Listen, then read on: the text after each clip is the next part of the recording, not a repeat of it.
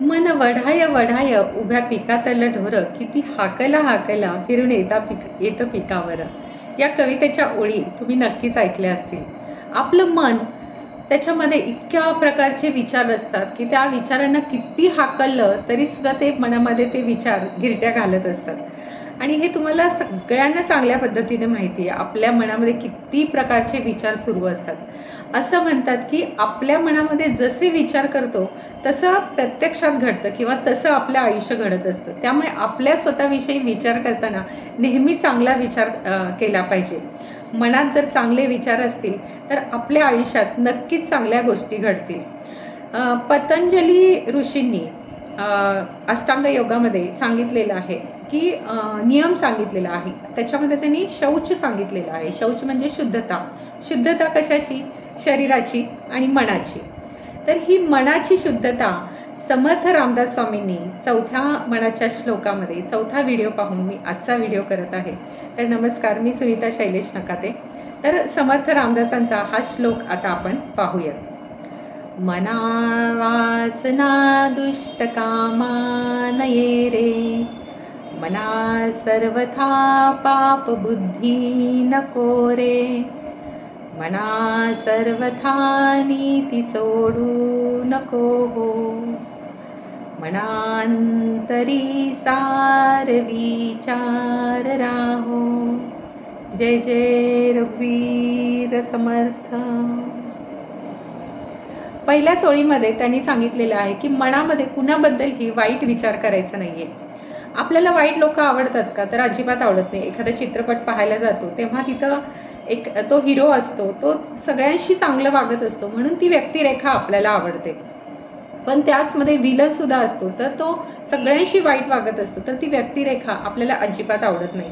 रामायणामध्ये सुद्धा आपण रामाला लक्षात ठेवतो, आपण रावणाला कधीच चांगलं म्हणत नाही, कारण तो दुष्ट बुद्धीने वागला. तर हेच समर्थ रामदासांना सांगायचं आहे की मनामध्ये कुणाविषयी दुष्ट वासना ठेवायची नाहीये. मग तो अगदी आपला शत्रू असला तरी. आपल्या आयुष्यात आपल्याला आजूबाजूला अशी अनेक लोक भेटतात की ते आपल्याशी वाईट वागतात, पण आपण त्यांच्याशी वागताना नेहमी चांगलं वागलं पाहिजे असं रामदासांना सांगायचं आहे. आणि जसं याच्यामध्ये अष्टांग योगामध्ये सांगितलं, शुद्धता ती मानसिक शुद्धता, मनाची शुद्धता कशा प्रकारे करायची, तर ती वाचिक आणि मानसिक. वाचिक म्हणजे तोंडाने कुणाविषयी वाईट बोलायचं नाही, आणि मानसिक म्हणजे मनामध्ये सुद्धा कुणाबद्दल वाईट विचार करायचा नाहीये. दुसऱ्या ओळीमध्ये त्यांनी सांगितलेलं आहे की मना सर्वथा पाप बुद्धी नको रे. कुणाविषयी मनामध्ये पाप नाही आलं पाहिजे.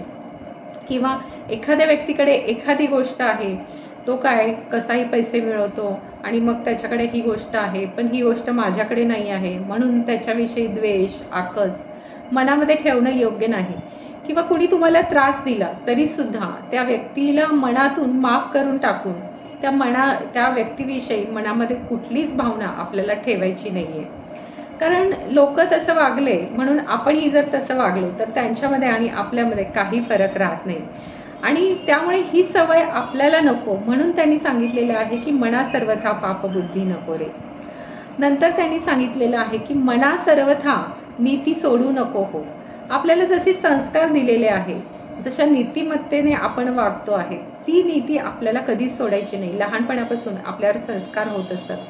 आई आम्हाला लहानपणी खेळून आल्यानंतर, दिवा लावल्यानंतर आम्ही शुभम करोती म्हणायचो. भावंडे माझ्याकडून स्तोत्र म्हणून घ्यायचे, गणपती अथर्वशीर्ष म्हणून घेत होते. आणि आम्हाला नेहमीच घरातून सांगितलं जायचं की सगळ्यांशी चांगलं वागावं, कुणी आपल्याशी कसंही वागलं तरी. आणि याला म्हणतात की नीतिमत्ता. ही आपली नीतिमत्ता आपल्याला सोडायची नाही, मग कुणी आपल्याशी कसंही वागलं तरी सुद्धा.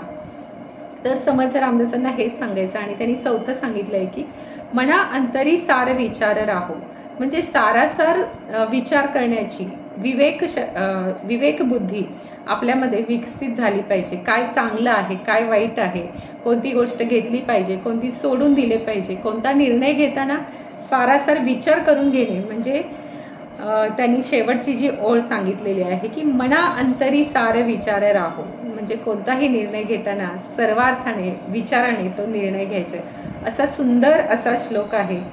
तर तुम्हाला हा व्हिडिओ आवडला असेल तर नक्कीच लाईक करा, कमेंट करा आणि शेअर करायला विसरू नका. धन्यवाद.